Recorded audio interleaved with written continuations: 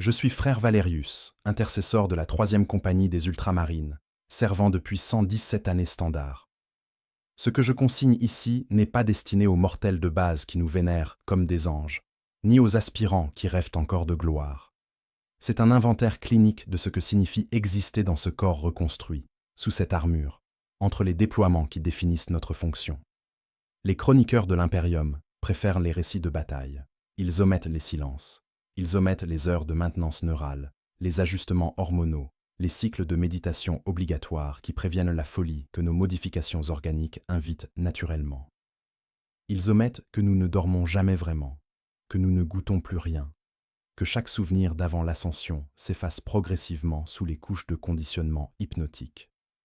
Ce document détaille ce qu'ils omettent, ce que nous sommes devenus pour que l'humanité survive sans jamais nous. Je n'ouvre pas les yeux comme un homme. Mon hypothalamus reçoit une décharge électrique à 4 heures standard, déclenchée par l'implant chronométrique logé contre ma glande pinéale.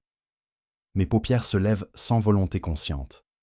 Il n'y a pas de transition entre l'inconscience et l'éveil. Pas de confusion matinale. La glande catalepsienne qui remplace une partie de mon cerveau primitif ne permet pas le sommeil au sens où les mortels le connaissent. Je bascule entre deux états de conscience documentés dans les manuels de l'apothécarion, comme veille opérationnelle et repos segmenté.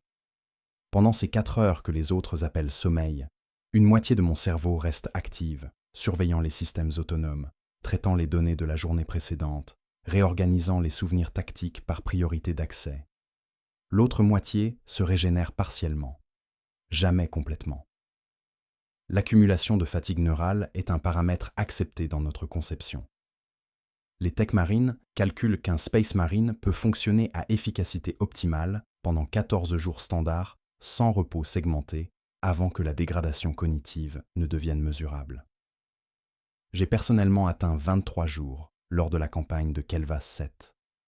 À la fin, je confondais les visages des frères morts avec ceux des vivants. L'apothicaire m'a administré un sédatif hypnotique et j'ai perdu 16 heures. Quand je me suis réveillé, 3 combats s'étaient déroulés sans moi. Cette absence me hante encore. Le premier réflexe n'est pas d'inspirer profondément, c'est de vérifier la pression sanguine dans mes 3 poumons. Mon cœur secondaire se met en marche 3 secondes après le primaire, créant cette sensation de double percussion que je ne remarque plus qu'en son absence. Mes yeux scannent automatiquement la cellule. 2 mètres sur 3, plafond voûté, mur de pierre nue gravé de litanies en bas gothique. Pas de fenêtre, pas de décoration personnelle autorisée. Mon lit est une dalle de granit recouverte d'une couche de textile synthétique, remplacée tous les 10 ans. Je n'ai jamais trouvé cette dalle inconfortable parce que mon ossature céramite renforcée ne ressent pas la pression comme la vôtre. Mes terminaisons nerveuses ont été cautérisées chimiquement dans 87% de ma surface cutanée. Je perçois le contact, la température, la texture, pas l'inconfort. Ma main droite se lève. Je la regarde. Chaque doigt mesure un tiers plus long que celui d'un humain de base. Les phalanges sont visibles sous la peau pâle, épaissies par les traitements de durcissement dermal. Mes ongles sont épais, jaunâtres, coupés au ras chaque semaine avec une cisaille industrielle. Je ferme le poing. Les tendons se tendent comme des câbles sous-cutanés. Cette main a brisé des nuques, écrasé des casques, arraché des portes blindées de leurs gonds. Elle ne tremble jamais, même quand je le voudrais. Je me lève. Mon poids fait gémir la dalle. 2,43 m, 197 kg sans armure. Ma silhouette n'a plus rien d'humain dans ses proportions. Torse en forme de tonneau pour contenir les organes surnuméraires. Épaules anormalement larges, restructurées chirurgicalement pour supporter le recul des armes lourdes. Jambes légèrement arquées sous la masse musculaire, chaque cuisse aussi épaisse qu'un torse mortel. Je ne me vois pas nu souvent. Les miroirs sont absents de nos quartiers. Quand je croise mon reflet dans une vitre blindée, je vois quelque chose de fonctionnel. Un outil biologique optimisé. Pas un homme. La température de la cellule est de 8 degrés. Je ne frissonne pas. Mon glande de Laraman maintient ma température corporelle interne à 38 degrés en permanence, brûlant des calories à un rythme que votre métabolisme ne pourrait jamais soutenir. Je consomme l'équivalent nutritif de 6 hommes chaque jour. moins si nécessaire. Pendant le siège de Dromar, nous avons survécu 40 jours avec des rations conçues pour durer 15. Nos corps ont métabolisé leurs propres réserves, puis commencé à décomposer les tissus musculaires non essentiels. J'ai perdu 18 kilos, tous récupérés en 3 semaines de réalimentation intensive après la victoire. Je n'enfile rien. Les Space Marines ne portent pas de vêtements civils dans la forteresse monastère, seulement des robes de cérémonie lors des observances ou l'armure. Le reste du temps, nous circulons nus ou en sous-combinaison de maintenance. La pudeur est une préoccupation mortelle que nous avons abandonnée avec nos noms de famille. Mon corps n'est plus privé. Il appartient au chapitre. Les apothicaires l'inspectent, les chapelains le bénissent, les techs marines y intègrent des pores bioniques. Chaque centimètre carré de ma peau a été catalogué, mesuré, documenté dans les archives génétiques. Je suis le porteur temporaire d'un patrimoine qui me précède et me survivra. Je me dirige vers le bassin d'ablution. Pas de robinet. L'eau coule en permanence d'une gargouille sculptée, recyclée par des systèmes souterrains que je ne comprends pas. Elle est glacée. Je plonge ma tête dedans. Mes cheveux sont coupés ras chaque semaine, une tonsure fonctionnelle qui facilite l'interface avec les casques. L'eau coule sur mon crâne, mon cou, mes épaules. Je ne la sens pas vraiment. C'est un rituel mécanique. Preuve que mes réflexes autonomes fonctionnent, que je suis encore capable de gestes qui ressemblent à l'humanité. Je me redresse. L'eau dégouline. Je ne me sèche pas. Mon métabolisme évaporera l'humidité en 4 minutes. Je retourne vers la dalle. À côté, posée sur un support de fer, ma robe d'entraînement. Tissu gris renforcé, sans ornement. Je l'enfile. Elle tombe jusqu'aux genoux, serrée par une corde simple. Mes pieds nus touchent le sol de pierre. Mes orteils sont aussi disproportionnés que mes doigts. Les ongles épaissis, presque des griffes. Je ne marche pas comme vous. Mon centre de gravité est trop haut, ma masse trop concentrée dans le haut du corps. Chaque pas est une chute contrôlée vers l'avant, rattrapée par le pied suivant. La porte de ma cellule n'a pas de serrure, pas de poignée intérieure. Elle s'ouvre de l'extérieur à 4h15 précises, actionnée par un serviteur dont je n'ai jamais vu le visage. J'entends le mécanisme grincer, la porte pivote, le couloir m'attend, éclairé par des luminoglobes à l'agonie qui tremblotent dans leur cage de fer. D'autres portes s'ouvrent simultanément. D'autres frères émergent de leurs cellules. Nous ne nous saluons pas. Nous nous alignons sans ordre verbal, par habitude ancrée dans la moelle épinière, après des décennies de répétitions identiques. Nous marchons vers la chapelle des vigiles. Nos pas synchronisés créent un rythme sourd qui résonne dans les voûtes gothiques. Personne ne parle. Le silence matinal n'est pas une règle écrite. C'est une compréhension partagée que les mots, à cette heure, avant les prières, n'ont pas de fonction. Nos pensées sont privées. Mes frères ignorent ce que je pense pendant ces 53 pas entre ma cellule et la chapelle. Je ne sais pas ce qu'ils pensent. Nous ne le saurons jamais. Cette ignorance mutuelle est peut-être la dernière forme d'intimité qui nous reste. La chapelle des vigiles sent le sang séché et l'encens médicinal. Pas métaphoriquement, littéralement. Les dalles conservent les taches brunes des saignées rituelles effectuées chaque décade, et les encensoirs suspendus aux chaînes diffusent un mélange d'oliban et de désinfectant que l'apothécarion prépare selon une formule millénaire. Je prends ma place dans la rangée, 3e position depuis la gauche, identique chaque matin depuis mon affectation à cette compagnie. Le frère à ma droite, Marcellus, respire avec un sifflement léger que son poumon tertiaire produit depuis qu'un éclat de shrapnel y a créé une micro-fissure il y a 7 ans. L'apothicaire affirme que cela n'affecte pas ses performances. Marcellus n'a jamais demandé de réparation. Le sifflement fait désormais partie de son identité auditive. Nous nous agenouillons simultanément. Pas devant un autel, devant des stations de diagnostic intégrées dans le sol même. Chaque position possède une série de capteurs biométriques affleurant la pierre. Plaques de conductivité pour mesurer la résistance électrique cutanée. Aiguilles rétractables pour les prélèvements sanguins automatisés. Scanner optique qui analyse la dilatation pupillaire et le mouvement oculaire. Je pose mes mains sur les plaques désignées. Métal froid. Mes paumes transpirent légèrement, malgré le contrôle dermal. Ce n'est pas de la nervosité. C'est une réaction programmée de mes glandes sudoripares qui libèrent un cocktail chimique spécifique chaque matin pour faciliter la conductivité synaptique. Les magos biologistes qui ont conçu nos modifications ne laissent rien au hasard organique. L'aiguille centrale perfore ma paume gauche. Je ne tressaille pas. La douleur existe, mais reste confinée dans une section de mon cortex que j'ai appris à isoler. 3 cm3 de sang sont extraits. La plaie se referme avant que l'aiguille ne se rétracte complètement. Mon facteur de coagulation est 23 fois supérieur à la norme humaine baseline. Les apothicaires appellent cela un miracle génétique. Je l'appelle une contrainte fonctionnelle. Quand une blessure doit rester ouverte pour drainer une infection, il faut la rouvrir chirurgicalement toutes les 6 heures, parce que mon corps la scelle malgré les protocoles médicaux.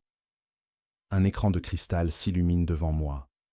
Données en défilement, pression sanguine primaire 160 sur 95, secondaire 140 sur 88, cohérence cardiaque acceptable, taux d'oxygénation cellulaire 97,2%, légèrement bas, probablement dû aux exercices en apnée de la veille, hormones de stress dans les paramètres normaux, cortisol élevé mais stable, testostérone artificiellement modulé par l'implant régulateur que tous les Space Marines portent à la base du crâne. Sans lui, nos niveaux hormonaux nous rendraient psychotiques en quelques semaines. Avec lui, nous sommes chimiquement castrés de la plupart des pulsions que vous appelez masculinité. Je ne ressens pas d'attirance sexuelle. Jamais. Cette fonction a été supprimée avec tant de soin que je ne me souviens même plus de l'avoir possédée. Les aspirants qui arrivent de leur monde de recrutement, certains ayant connu des femmes, parlent parfois de sensations qu'ils perdent progressivement. Après la 3e implantation, ces souvenirs deviennent abstraits. Après la 6e, ils disparaissent complètement, remplacés par un vide que nous ne percevons pas comme manque, parce que le désir lui-même a été extrait. Ce que nous ressentons à la place est plus difficile à nommer. Une faim tactique. Un besoin de perfection opérationnelle qui occupe l'espace neurologique qu'occupait autrefois la reproduction. Nous sommes stériles. Nos gènes ne se transmettront qu'à travers le progénoïde, et seulement si nous mourrons de manière récupérable. L'écran affiche maintenant la cartographie neurale, activité du lobe frontal légèrement asymétrique. Rien d'alarmant. L'hémisphère droit compense toujours l'implantation du glande sus noria, qui occupe un volume non négligeable dans ma boîte crânienne gauche. Synchronisation synaptique dans les normes. Temps de réaction. 0,08 secondes entre stimulus visuel et réponse motrice. Acceptable pour un intercesseur de mon ancienneté. Les nouvelles recrues descendent parfois à 0,06. J'étais à 0,05 il y a 40 ans. Le vieillissement nous affecte différemment que vous. Pas de rides. Pas de cheveux gris avant 2 siècles. Mais une dégradation microscopique de la vitesse neurale que seuls les instruments détectent. Dans 100 ans, si je survis, je serai peut-être transféré dans une escouade tactique moins exigeante en réflexe. Ou intégré au reclusiam comme instructeur, ou mis en stase cryogénique pour préserver mes progénoïdes jusqu'à ce qu'il soit nécessaire. Le scan osseux révèle 3 microfractures en cours de calcification dans mes côtes inférieures droites. Souvenir d'un coup de poing d'un orc-nob il y a 11 jours. Mon squelette céramite renforcé ne casse pas facilement. Quand il casse, il se répare seul en 2 semaines. Ces fractures ne m'ont pas empêché de continuer le combat. Je les ai remarquées seulement le soir, quand l'adrénaline synthétique s'est dissipée et qu'une gêne sourde est apparue sous mon plastron gauche. L'apothicaire a palpé la zone, consulté les scans, déclaré que l'intervention n'était pas nécessaire. J'ai continué l'entraînement le lendemain avec un bandage compressif interne qui s'est dissous de lui-même après 5 jours. Mon regard dérive vers le frère à ma gauche.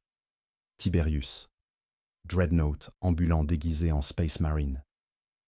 Il a servi 237 ans. Son visage ressemble à du cuir tanné tendu sur un crâne métallique. Ses yeux sont presque entièrement remplacés par des implants bioniques qui luisent d'un rouge terne dans la pénombre.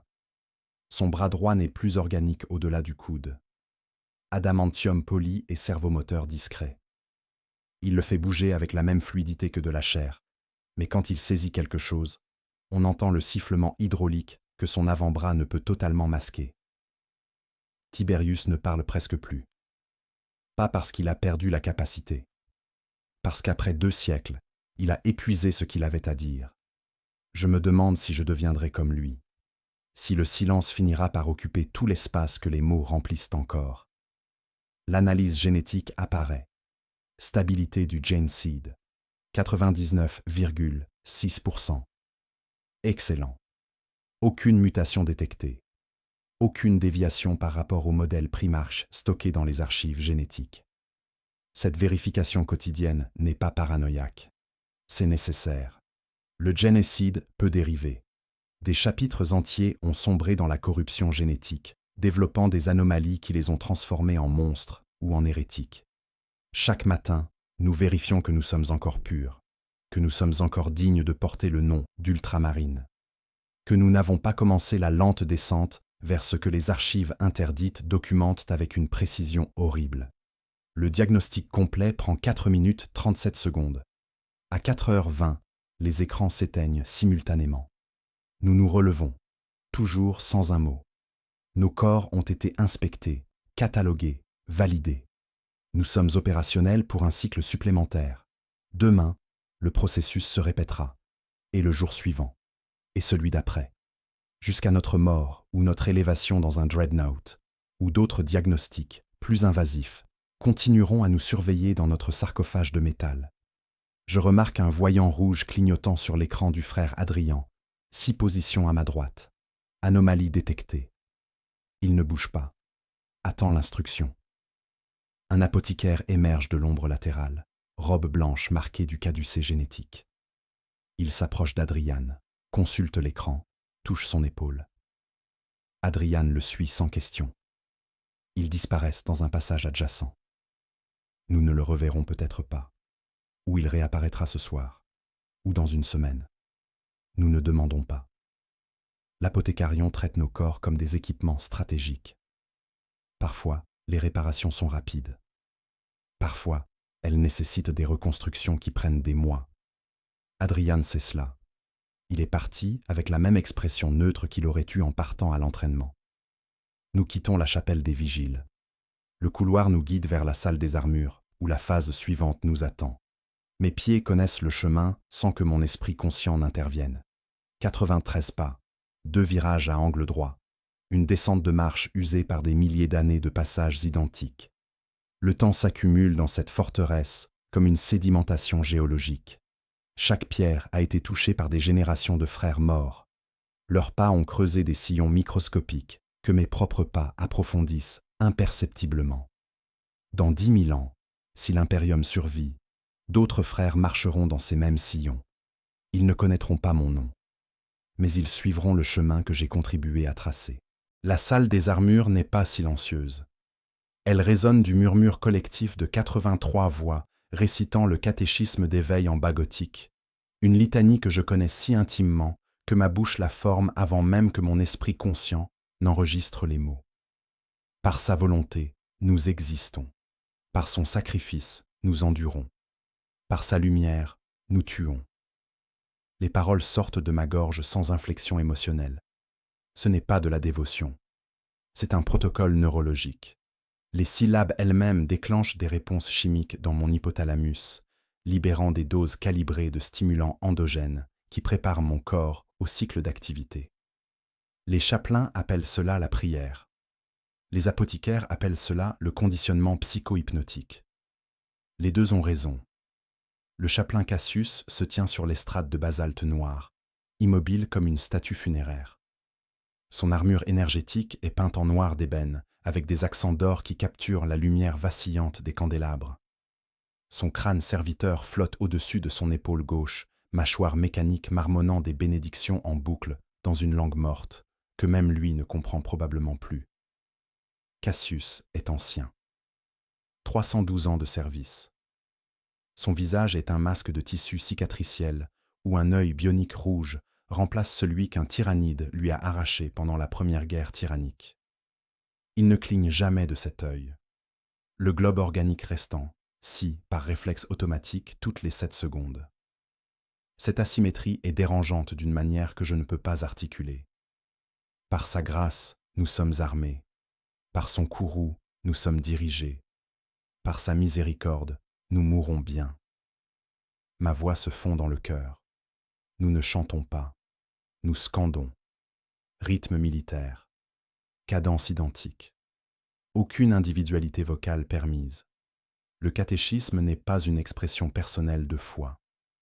C'est une vérification collective que nous fonctionnons encore selon les paramètres doctrinaux, que nos esprits n'ont pas dévié pendant la nuit, que nous sommes encore des instruments de l'impérium et non des individus avec des doutes ou des questions ou des désirs qui menaceraient la cohésion opérationnelle. Je ne crois pas à l'empereur comme divinité. Pas vraiment.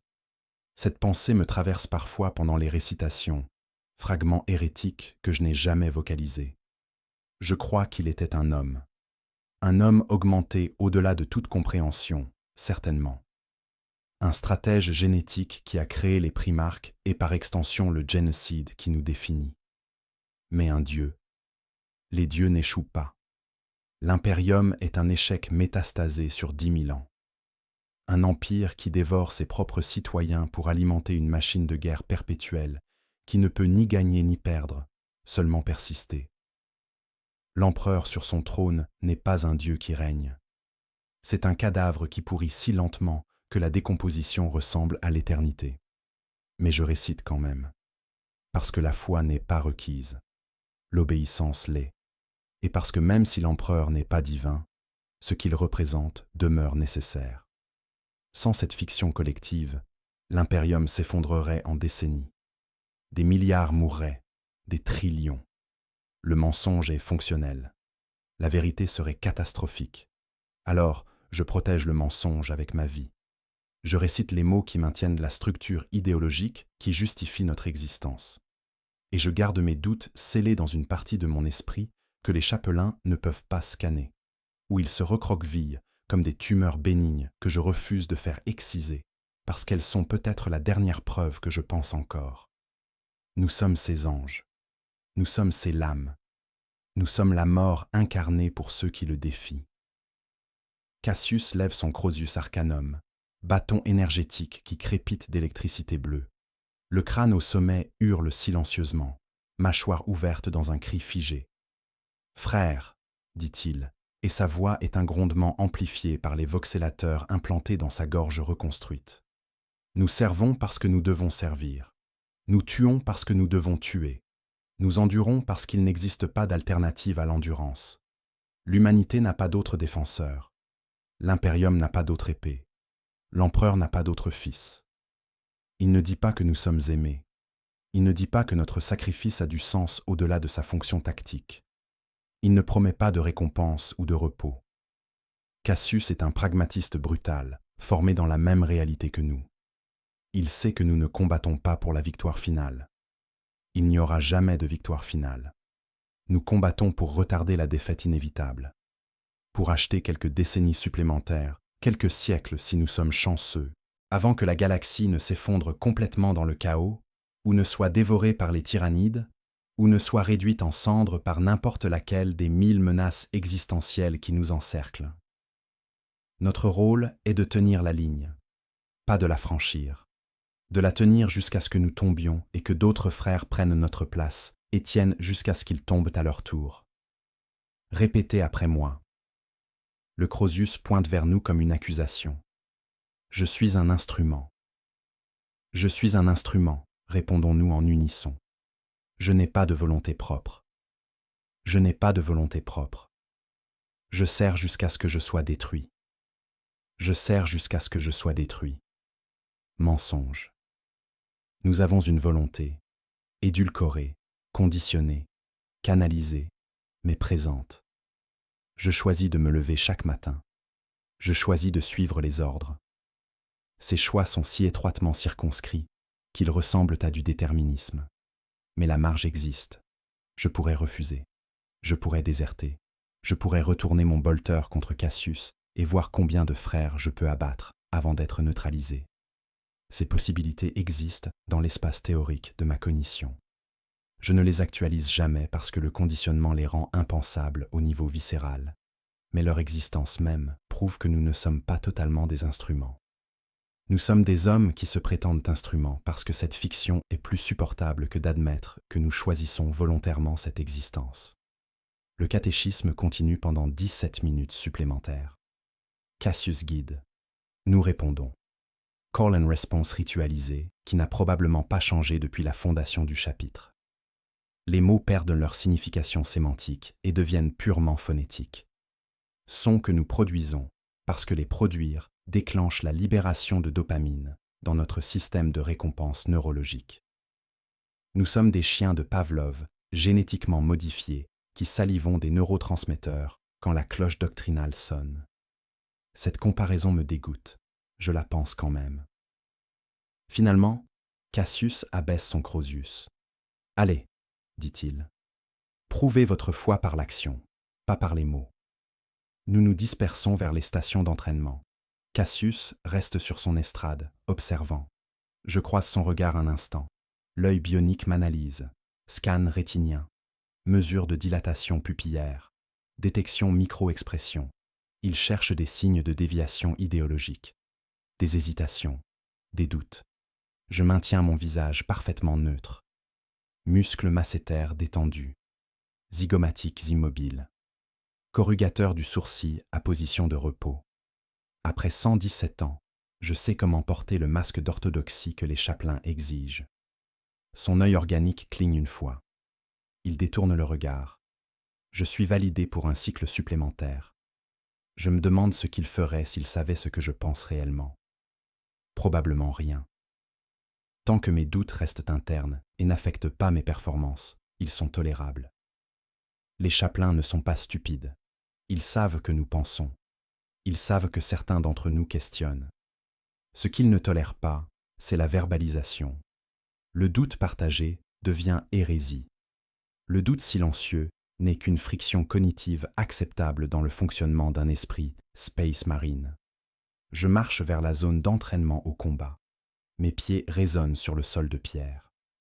Derrière moi, j'entends Cassius commencer une bénédiction privée, murmurant à son crâne serviteur des mots que personne d'autre n'est censé entendre. Je me demande s'il prie vraiment ou s'il exécute simplement un autre protocole. Je me demande si la différence existe encore pour lui. Je me demande si elle existera encore pour moi dans 200 ans. Le cloître des lames sent la sueur métallique et le lubrifiant d'armes. Pas ma sueur. Nous transpirons un liquide visqueux, légèrement alcalin, qui ne produit presque aucune odeur corporelle, sous-produit des modifications de nos glandes sudoripares. L'odeur provient des serviteurs de maintenance qui nettoient le sol entre les rotations, créatures lobotomisées dont les corps organiques résiduels sécrètent encore des fluides humains normaux avant que leurs composants mécaniques ne les réabsorbent. Ils traînent dans les coins, attendant que nous produisions du désordre à rectifier. Leurs yeux morts ne nous regardent jamais directement. Je ne sais pas s'ils sont encore capables de voir ou s'ils naviguent uniquement par capteurs implantés.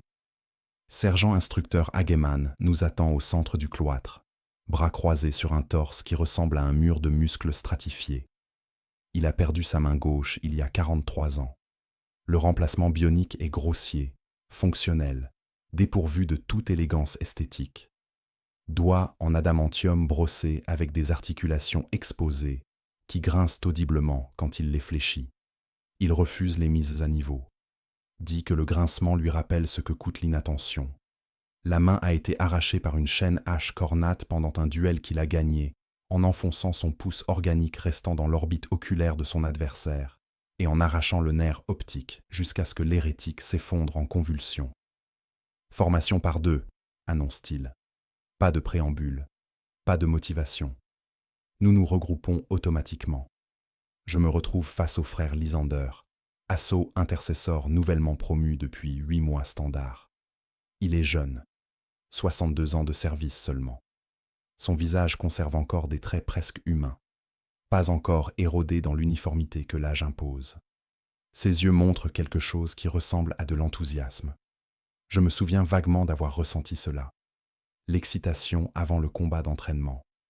Le désir de prouver sa compétence. Ces sensations se sont émoussées quelque part entre ma première centaine de morts et ma deuxième. Hageman circule entre les pairs, distribuant des lames d'entraînement. Épée courte en céramite plein, non affûtée mais capable de briser des os si mal appliqués. Leur poids est calibré pour correspondre exactement au gladius énergétique que nous portons au combat. 23 kilos. Une arme absurde pour un humain de base. Confortable dans ma main. Je la fais tourner une fois. Équilibre parfait.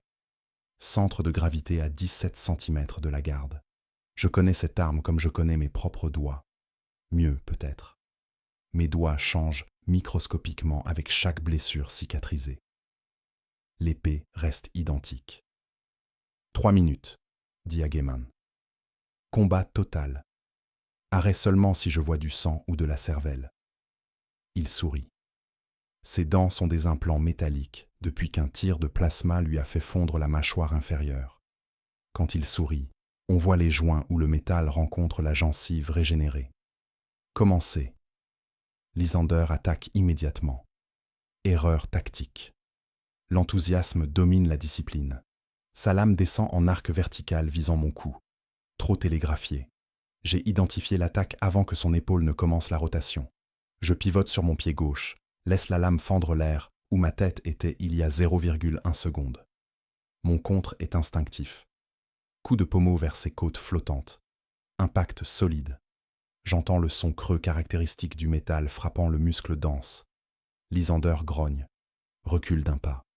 Recalcule. Il revient plus prudemment. Feinte haute. Coupe basse. Meilleure. J'esquive la feinte. Bloque la coupe. Nos lames se rencontrent avec un clang qui résonne dans tout le cloître. La force de l'impact remonte mon bras. Mes os céramites renforcés absorbent le choc sans dommage.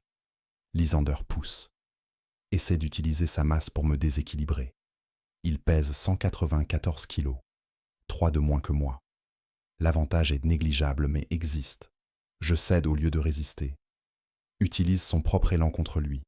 Tire pendant qu'il pousse. Il trébuche vers l'avant. Ma lame trace une ligne horizontale là où son cou serait exposé si ceci était réel. Toucher mortel en combat effectif. Mort, j'annonce. Protocole standard. Lysander s'arrête. Hoche la tête. Nous nous réinitialisons. Hageman observe sans commentaire. Le chronomètre continue. 2 minutes 40 restantes. Lysander ajuste sa stratégie. Attaque plus courte. Garde plus serrée. Il apprend vite. C'est bien. Ceux qui n'apprennent pas vite meurent pendant leur premier déploiement réel. Nous échangeons une série de frappes. Lame contre lame. Le rythme s'accélère. Mes réflexes prennent le dessus. Mon cerveau conscient devient spectateur de mes propres mouvements. Parade, riposte, pivot, coup de pied bas vers son genou. Il saute en arrière. Je presse l'avantage. Combinaison en 3 temps que j'ai exécuté des milliers de fois. Feinte tête, coupe-jambe, pommeau poitrine. Il bloque les 2 premières. La 3e le frappe sous le sternum. L'air explose de ses poumons. Il se plie légèrement. Je pourrais le finir. Lame à la gorge. 2e mort. Mais quelque chose me retient. Un fragment de pitié ou peut-être de respect pour l'effort. Je recule d'un pas. Lui donne l'espace pour récupérer. Hageman note cela. Je vois son œil se plisser. Il n'approuve pas. La pitié n'a pas sa place dans l'entraînement. La pitié au combat vous tue. Mais il ne dit rien. Pas encore. Lysander récupère plus vite que prévu. Son 3e poumon compense l'impact. Il contre-attaque avec une sauvagerie désespérée. Sa lame siffle vers mon visage. Je m'incline en arrière. Limite supérieure de flexibilité de ma colonne vertébrale. La lame passe à 3 cm de mon nez. Je sens le déplacement d'air. Mon corps se redresse. Automatique. Contre-automatique. Ma lame trouve son flanc droit. Frappe sous les côtes. En combat réel, cela percerait son poumon secondaire. Douloureux mais pas immédiatement fatal pour un Space Marine. Il continuerait à combattre pendant plusieurs minutes avant que la perte de sang ne devienne critique. Continue, ordonne Hageman à Lysander avant qu'il ne s'arrête. Tu ne meurs pas d'une frappe aux côtes. Lysander reprend. Respiration laborieuse maintenant. Vraie respiration laborieuse, pas simulée. L'impact a endommagé quelque chose d'interne. Pas grave mais présent. Il compense. Garde légèrement abaissé du côté blessé. Instinct de protection. Je pourrais exploiter cela. Je ne le fais pas. Attaque plutôt son côté fort. Le teste. Vérifie s'il peut maintenir sa défense sous stress physiologique. Il peut. À peine. Sa lame intercepte la mienne avec une précision qui tremble au bord de l'échec. Nos visages sont maintenant à 30 cm l'un de l'autre. Je vois la sueur sur son front, les capillaires éclatés dans ses yeux, la tension dans sa mâchoire. Tu fatigues, je dis. Observation factuelle. Pas une moquerie. Toi aussi, répond-il. Mensonge. Mais un bon mensonge. Confiance tactique. Même face à l'évidence contraire, projette la force. Cela pourrait déstabiliser un adversaire moins expérimenté. Je ne suis pas fatigué. Mon métabolisme peut soutenir ce niveau d'effort pendant 47 minutes avant que l'accumulation d'acide lactique ne commence à affecter mes performances. Nous en sommes à 2 minutes 30. Mes muscles fonctionnent à 15% de capacité. Lysander est probablement à 40%. Son organisme plus jeune brûle l'énergie moins efficacement. Paradoxe de la jeunesse Space Marine. Plus de force brute, moins d'endurance calibrée. L'expérience enseigne l'économie de mouvement. Chaque geste devient minimal. Aucune énergie gaspillée dans la démonstration. Le chronomètre atteint 0. Arrêt, commande Hageman. Nous nous séparons immédiatement. Lysander respire lourdement. 3 poumons travaillant à plein régime. Je respire normalement. Rythme cardiaque élevé, mais contrôlé. Hageman s'approche de Lysander. Examine son flanc où ma lame a frappé.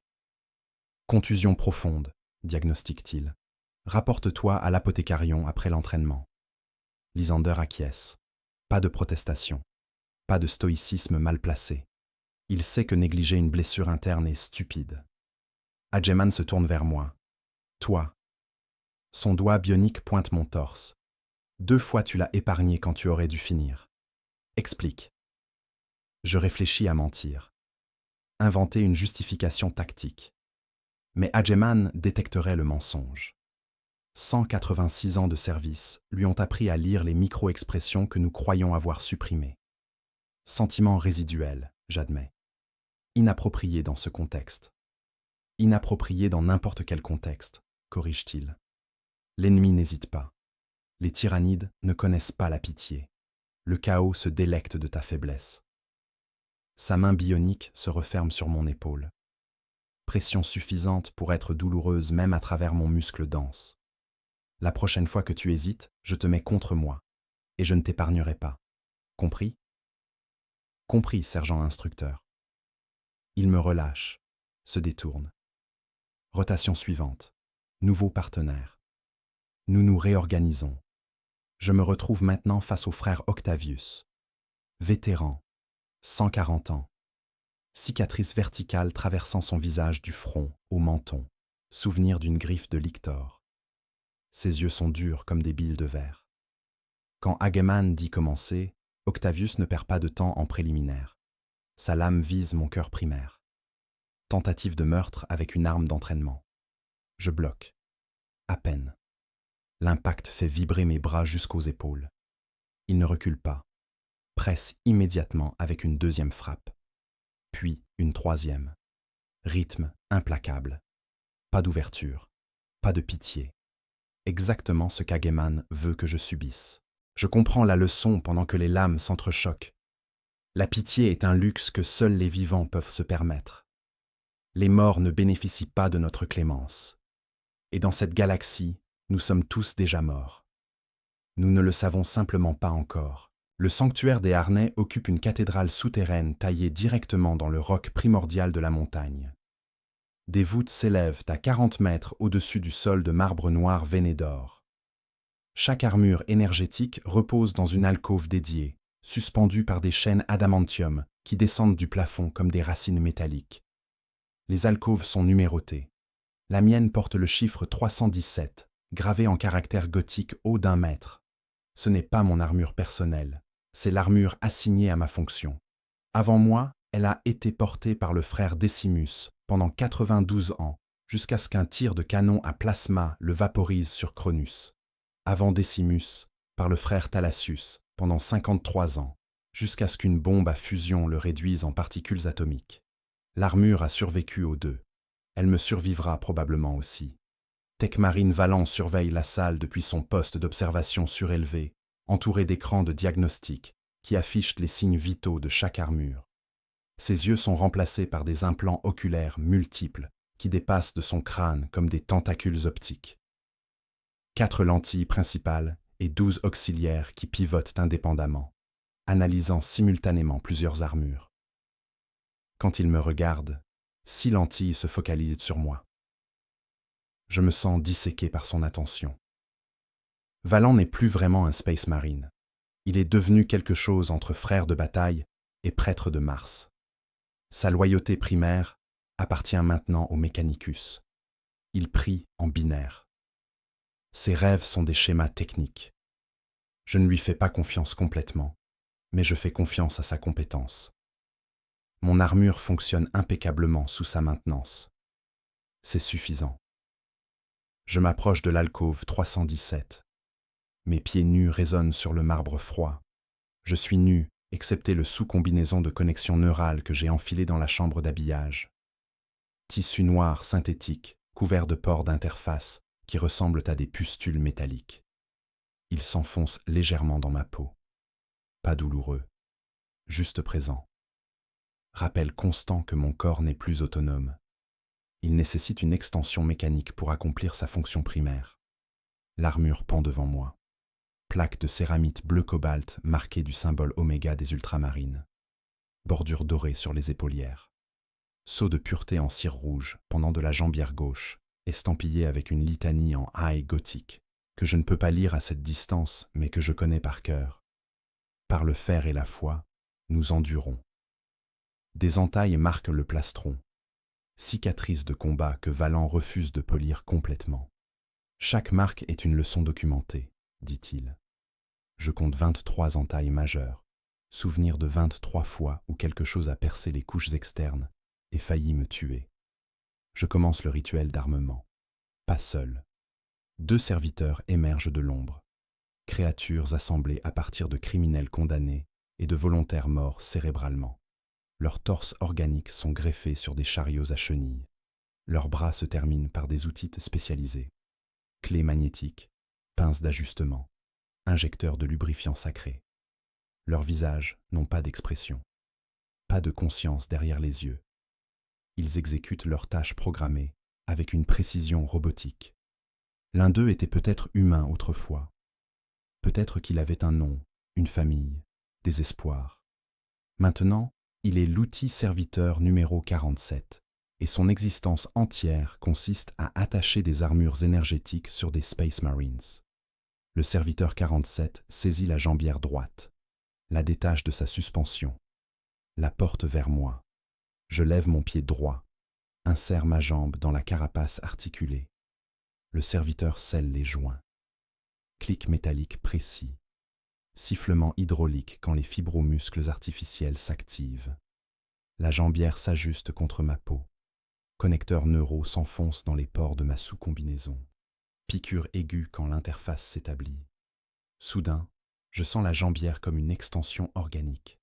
Ces capteurs de pression deviennent mes nerfs. Ces servomoteurs deviennent mes muscles. Je fléchis mon genou. La jambière répond parfaitement. Aucun délai entre intention et mouvement. Jambière gauche. Même processus. Puis les cuissardes. Chaque pièce s'ajoute au poids total. L'armure marque X Tacticus complète pèse 381 kg. Sans mes modifications génétiques, ce poids m'écraserait.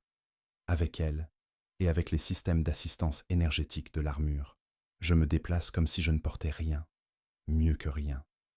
L'armure amplifie ma force. Multiplie par 6 chaque newton de force musculaire que j'applique. Un coup de poing dans cette armure peut pulvériser un crâne humain, peut déformer de l'acier, peut fracturer du béton armé. Plastron ventral, Le serviteur le positionne contre mon torse. Scellement antérieur. Les plaques se referment autour de mes côtes comme une gueule métallique. Pression claustrophobique pendant 3 secondes avant que les joints ne se stabilisent. Puis, connexion neurale établie. Je sens maintenant le plastron comme une seconde cage thoracique. Externe. Invulnérable.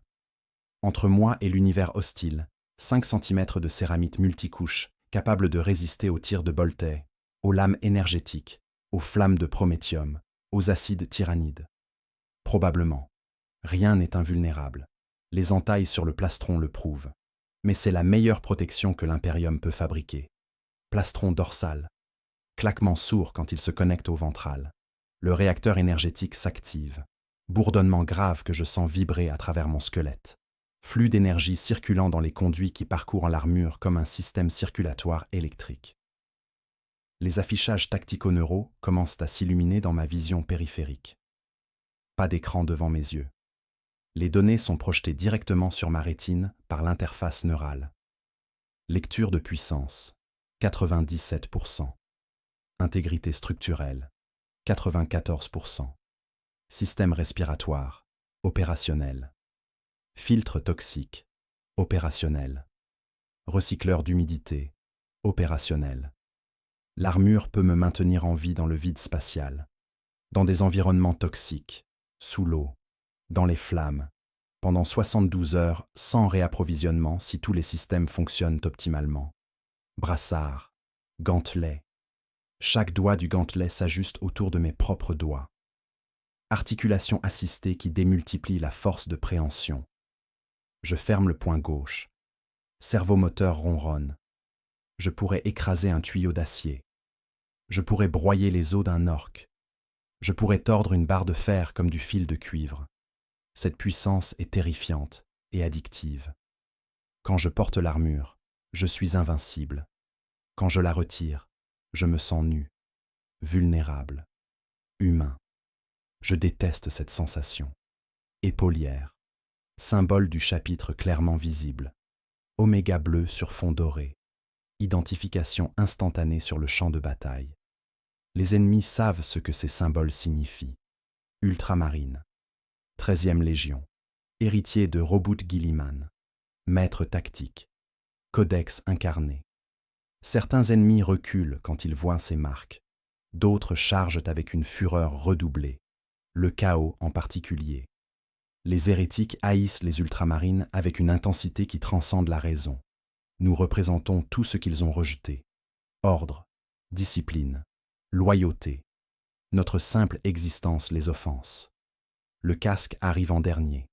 Le serviteur le porte cérémonieusement. Forme classique. Visière en T. Grille respiratoire comme une mâchoire mécanique. Lentilles oculaires qui brillent d'une lueur rouge quand l'alimentation est connectée. Je prends le casque de mes propres mains. Les serviteurs ne touchent jamais le casque. Tradition. Le casque est personnel. C'est le dernier lien entre le frère et le monde extérieur. Le maître est un acte de transformation finale.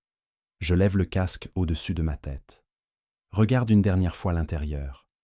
Rembourrage neural usé par des décennies de contact avec mon crâne. Taches de sueur séchée que même le nettoyage rituel n'élimine pas complètement. Connecteurs qui s'enfonceront dans les pores implantés à la base de mon crâne et sur mes tempes. Je baisse le casque, l'enfile. Obscurité totale pendant 2 secondes. Puis les systèmes s'activent. Vision amplifiée.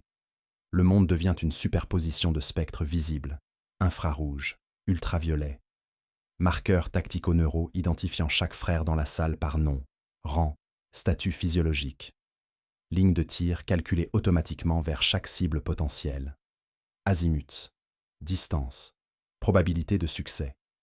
Mon champ de vision n'est plus limité à 180 degrés. Des capteurs dorsaux étendent ma perception à 360 degrés. Je sais ce qui se passe derrière moi sans me retourner.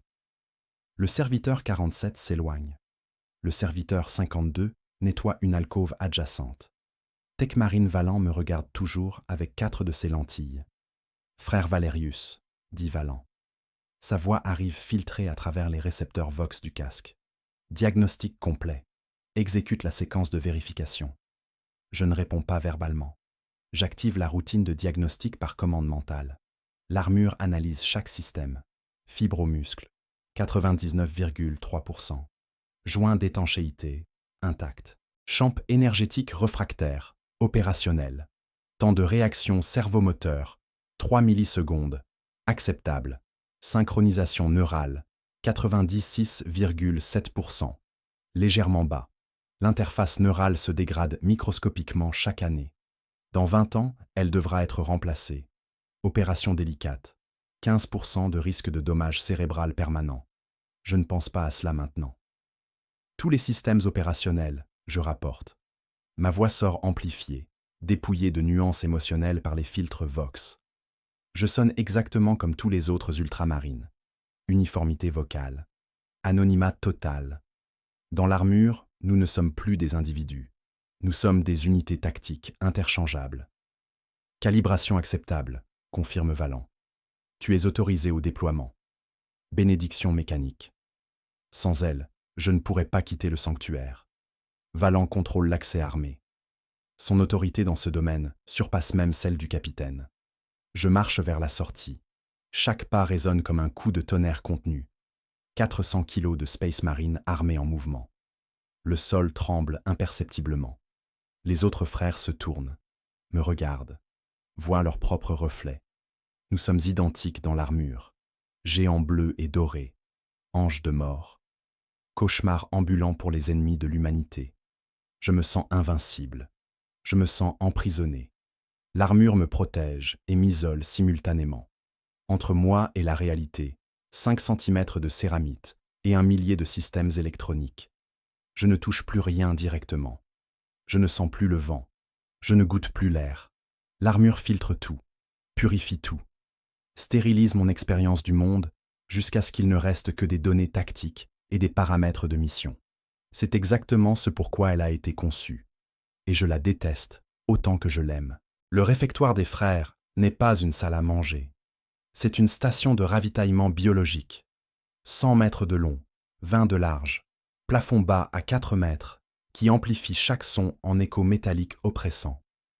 Pas de table. Des stations d'alimentation verticale alignées en rangées parfaites. Chaque station. Un distributeur automatisé surmonté d'un écran de diagnostic. Un réceptacle d'évacuation pour les déchets. Une minuterie rouge qui compte à rebours le temps alloué. 15 minutes par cycle. Pas de conversation autorisée pendant l'absorption. Efficacité absolue. Nous ne mangeons pas. Nous nous ravitaillons. Je retire mon casque. Seule pièce d'armure que nous enlevons pour cette fonction. Le reste demeure scellé. Je place le casque dans le logement prévu. Connexion magnétique qui le maintient à hauteur de poitrine. Mon visage est exposé. Air recyclé du réfectoire contre ma peau. Odeur de nutriments synthétiques et de désinfectants industriels. Pas d'odeur de nourriture réelle. Rien ici ne ressemble à ce que les humains de base appellent un repas. J'insère mon avant-bras gauche dans le scanner d'identification. Aiguille, qui perce le joint d'articulation du gantelet, trouve la veine radiale sous-cutanée. Prélèvement sanguin instantané. L'écran s'illumine avec mes données biométriques. Valerius. Intercessor. 3e compagnie. Masse corporelle. 197 kg.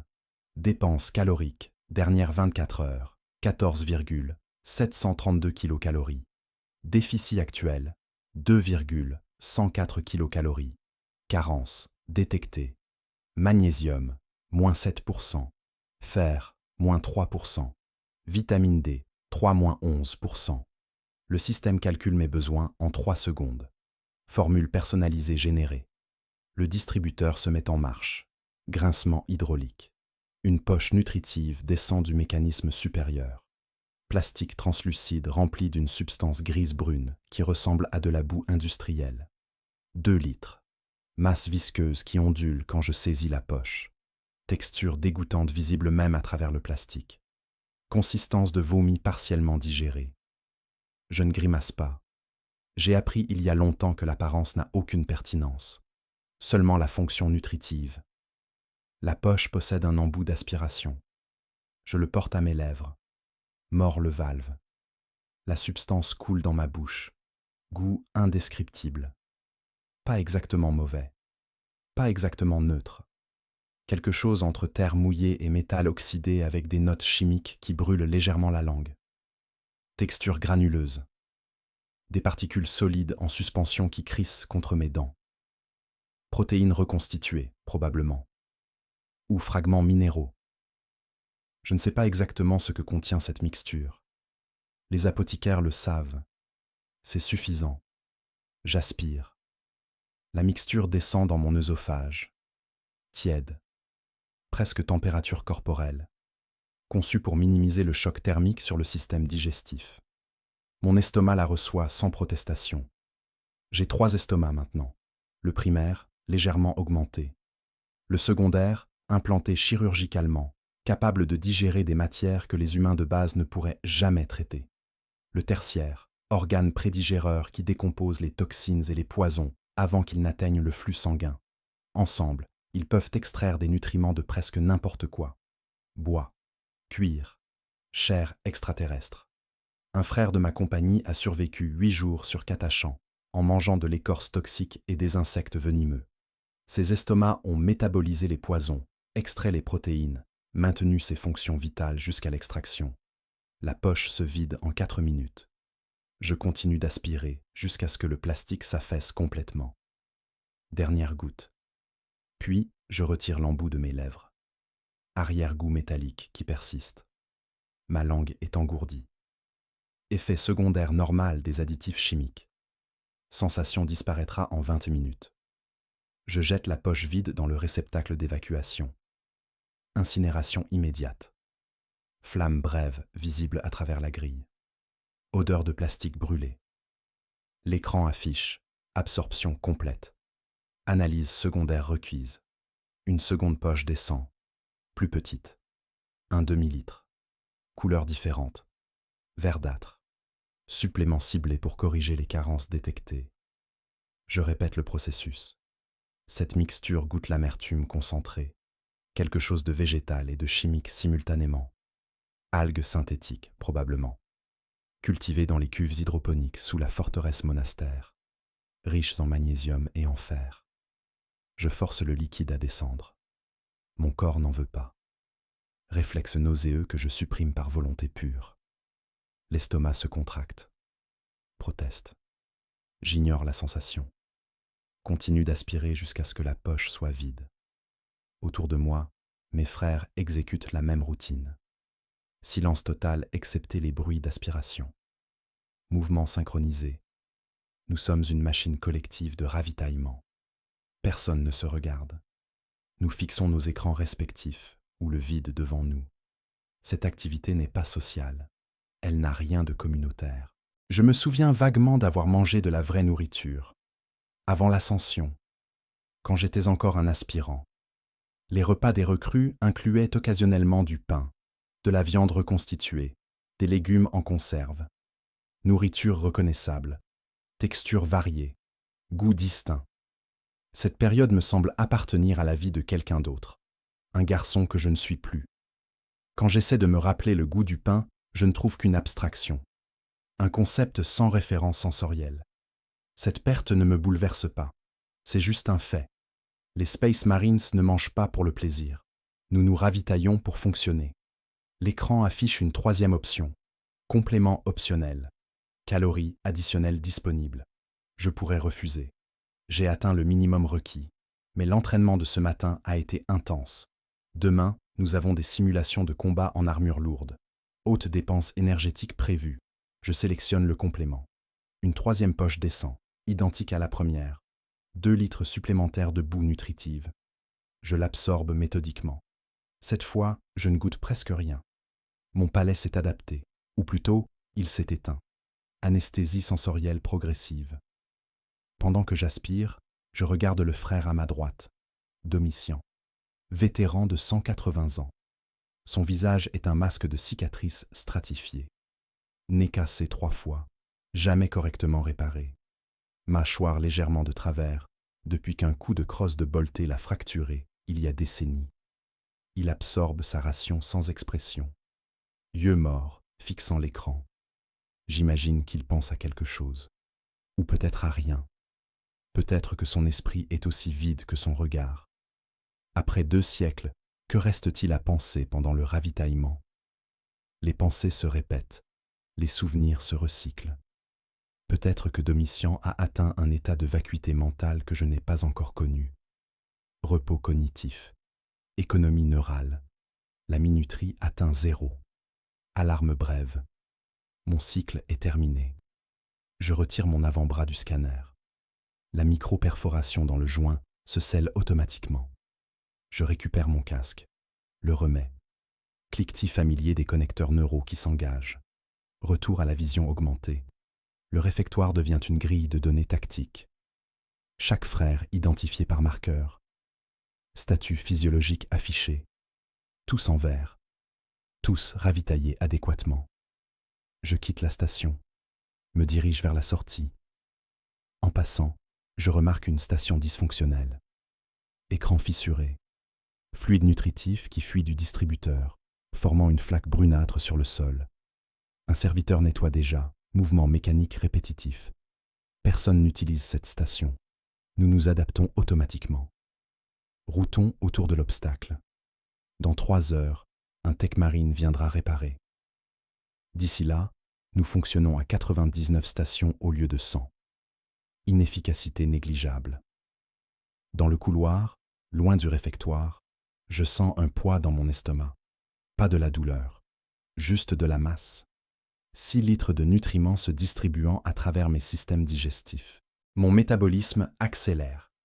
Température corporelle augmente de 0,3 degrés pendant que les enzymes décomposent les protéines, que les parois intestinales absorbent les calories, que le glucose entre dans le flux sanguin. Dans 40 minutes, je serai à pic énergétique, optimal pour l'entraînement tactique prévu à 10 heures standard. Je ne me sens pas satisfait. La satiété au sens où les humains la comprennent n'existe pas après ces ravitaillements. Pas de contentement, pas de plaisir résiduel, juste l'absence de faim. Un vide rempli cliniquement.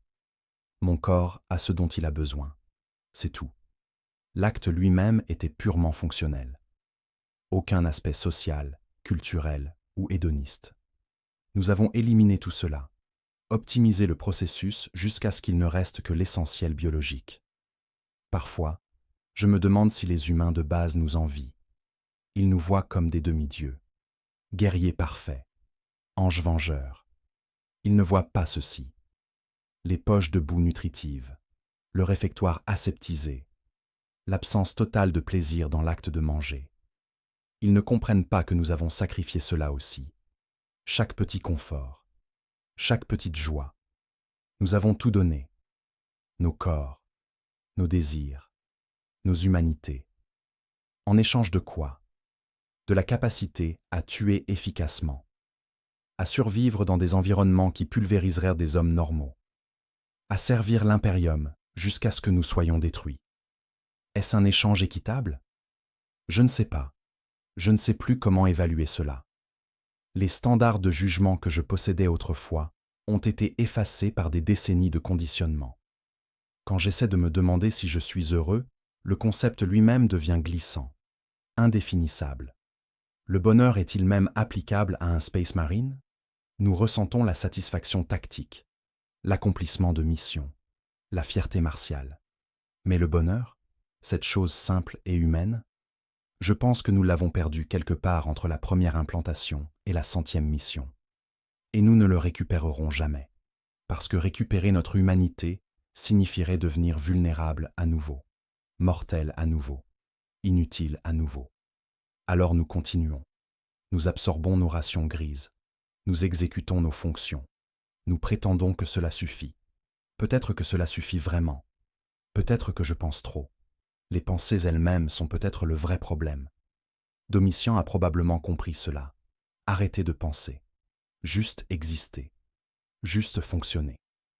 Devenir pleinement l'instrument que le catéchisme déclare que nous sommes. Je n'en suis pas encore là. Mais chaque année, je m'en rapproche. Le scriptorium tactico occupe une aile entière du niveau médian, encastré dans la roche comme un cerveau fossilisé. 43 cellules d'études individuelles, chacune équipée d'un pupitre en fer noir, d'un siège de pierre sans dossier et d'un projecteur hololithique suspendu par des chaînes oxydées. Pas de fenêtres, pas de lumière naturelle, seulement des luminoglobes qui diffusent une clarté blafarde, clinique, qui élimine toute ombre. L'air sent le parchemin ancien et l'ozone des générateurs holographiques. Silence absolu, excepté le bourdonnement électrique constant. Fréquence juste en dessous du seuil auditif humain, mais parfaitement audible pour mes tympans modifiés. Un bruit qui s'insinue dans le crâne comme une vrille. Je m'installe dans la cellule 27. Ma cellule depuis 38 ans. Pas assignée officiellement. Simplement revendiquée par habitude. Les Space Marines sont des créatures de routine plus rigides que nous ne l'admettons. Nous prétendons à la flexibilité tactique. Nous nous adaptons superbement aux circonstances changeantes du combat. Mais dans nos espaces privés, nous recherchons la répétition compulsive. Même siège, même cellule, même angle du pupitre. Variations microscopiques nous dérangent d'une manière que nous ne nommons jamais. Le pupitre contient déjà le module de données que j'ai requis il y a 3 jours. Cylindre de cristal, long comme mon avant-bras, gravé de glyphes d'authentification. Je le saisis, froid contre mon gantelet. L'insère dans le réceptacle du projecteur. Mécanisme qui s'engage avec un claquement sec. Le projecteur descend de ses chaînes, se positionne à 50 cm au-dessus du pupitre. S'illumine. L'hologramme se matérialise. Campagne de Damnos. 974.M41. Guerre contre les nécrons de la dynastie Sautek. Je connais déjà cette bataille. Je l'ai étudiée 11 fois. Chaque fois, je découvre des détails que j'avais manqués, ou que je croyais avoir compris, mais que j'avais mal interprétés. L'histoire militaire n'est pas une discipline que l'on maîtrise. C'est un processus d'approximation asymptotique vers une compréhension qui demeure toujours partiellement hors d'atteinte. L'hologramme affiche le continent principal de Damnos. Topographie en relief lumineux. Montagnes au nord. Plaine centrale. Zone urbaine principale. Kellenport, déjà à moitié engloutie par la nécrose métallique Nécron. Marqueur tactique indique les positions ultramarines. Force du capitaine Cato Sicarius, 2e compagnie. 100 Space Marines contre une armée Nécron, dont les effectifs exacts restent inconnus. Estimation minimale, 4000 guerriers. Estimation maximale, 23 000. Les Nécrons émergent de complexes tombeaux souterrains.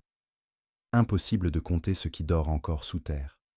Je zoome sur le premier engagement significatif. Plaine de Kélos. Sicarius a déployé ses forces en formation de harcèlement mobile. Escouade tactique en transport Rhino, manœuvrant en arc convergent, concentrant le feu sur des segments isolés de la ligne Nécron avant de se retirer. Tactique classique du Codex Astarte face à un ennemi numériquement supérieur. Principe de Gilliman appliqué littéralement. Mobilité contre masse. Frappe ciblée contre présence distribuée. La tactique a échoué. Les Nécrons ne réagissent pas comme des organismes biologiques. Ils n'ont pas de morale à briser. Pas de peur à exploiter. Leurs guerriers détruits se relèvent après quelques minutes, squelettes métalliques se reconstituant à partir de rien. Protocole de réanimation que nous ne comprenons toujours pas complètement. Technologie qui défie la thermodynamique basique. Les ultramarines ont détruit la même unité Nécron 6 fois. Elle est revenue 6 fois. À la 7e engagement, les munitions de Bolter commençaient à manquer. Je fais défiler la chronologie. Jour 3. Sicarius a ajusté. Abandonne les tactiques de harcèlement. Adopte une posture défensive concentrée. Fortifie Kellenport. Transforme la ville en forteresse improvisée. Barricades de véhicules civils. Champs de mines antipersonnels. Positions de tir fortifiées dans les structures en béton. Les civils ont été évacués vers les sous-niveaux. 700 000 âmes entassées dans des tunnels prévus pour 50 000. Conditions infernales. Mais vivants. Pour l'instant. Les Nécrons ont assiégé. Avance méthodique. Ligne implacable de guerriers squelettiques progressant à vitesse constante. Ignorant les pertes. Leurs armes Gauss désintègrent la matière au niveau moléculaire. Je regarde l'hologramme d'un frère touché par un tir Gauss. Sa jambe droite se dissout. Pas d'explosion, pas de sang. Juste une désagrégation silencieuse. Chair et céramite devenant poussière grise qui s'effondre. Le frère est tombé. A continué à tirer depuis le sol pendant 47 secondes, avant qu'un second tir ne désintègre son torse supérieur. Jour 7. Munitions critiques. Sicarius ordonne des sorties de récupération. Petites équipes infiltrant les lignes Nécron, récupérant les bolters et les chargeurs des frères tombés. Opération suicide. Sur 12 frères envoyés en récupération, 3 sont revenus. Mais ils ont ramené assez de munitions pour tenir 2 jours supplémentaires. Échange acceptable selon les calculs tactico-logistiques. Inacceptable selon tout standard moral humain. Sicarius a fait le choix correct. Le choix qui maximise la survie collective au prix de vies individuelles. C'est ce que le Codex enseigne. C'est ce que nous faisons. Je pose l'hologramme. Fixe le visage projeté de Sicarius. Résolution suffisante pour distinguer les détails. Ses yeux pendant cette période. Fatigue évidente même à travers le conditionnement Space Marine. Cerne profond. Regard légèrement désynchronisé. Signe de privation de repos segmenté. Sicarius n'avait pas dormi depuis 9 jours quand cette image a été capturée. Son esprit commençait à dériver. Les rapports de bataille mentionnent qu'il a confondu 2 de ses sergents, appelés le frère Vendius, par le nom d'un frère mort 3 ans auparavant. Erreur mineure. Corrigée immédiatement. Mais révélatrice. Même les héros faillissent sous la pression suffisante. Sicarius est légendaire. Capitaine de la 2e compagnie. Vétéran de 2 siècles. Maître tacticien reconnu à travers le segmentum. Et il s'effondrait psychologiquement sous le stress d'un siège prolongé contre un ennemi immortel. Cette observation me réconforte étrangement. Preuve que nous restons humains malgré nos modifications. Que nous avons des limites. Que nous ne sommes pas les machines que nous prétendons être. Jour 14. Rupture. Une tombée de renforts Nécron émerge directement sous Kellenport. Pas de détection préalable. Il se matérialise dans les sous-niveaux où les civils se cachent. Massacre instantané. 92 000 morts en 26 minutes. Les enregistrements audio capturés par les Vox civils sont archivés dans le module de données. Je pourrais les écouter. Je ne le fais jamais. J'ai lu les transcriptions. Cris. Supplications. Prières à l'empereur. Silence soudain quand les armes gausses font leur travail. Les transcriptions suffisent. Je n'ai pas besoin d'entendre la texture vocale de la terreur. Sicarius ordonne le retrait. Décision tactiquement correcte. Kellenport est indéfendable avec des Nécrons émergeant sous les positions. Rester signifie encerclement et anéantissement. Les ultramarines se replient vers le spatioport nord. Combat de retrait. Mouvement par bond. Escouade couvrant la retraite de leurs frères, puis se repliant à leur tour sous couverture. Discipline parfaite malgré la pression. 0 frères abandonnés. Tous les blessés évacués. Même les morts récupérés quand possible. Nous ne laissons jamais nos gensites derrière. J'avance vers le jour 21. Extraction orbitale. Les Thunderhawks descendent sous feu anti-aérien Nécron. 2 appareils abattus. 43 frères perdus dans les crashs. Les survivants embarquent. Décollage d'urgence. Damnos est perdu. Population civile, anéantie. Infrastructure impériale, détruite. Objectif stratégique, échec complet. Mais les ultramarines survivent.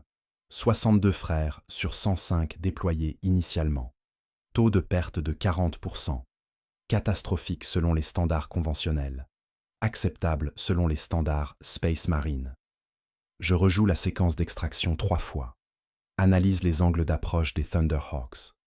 Les fenêtres de vulnérabilité quand ils ralentissent pour l'embarquement. Les tirs Nécron qui les ciblent. Calcule mentalement des alternatives.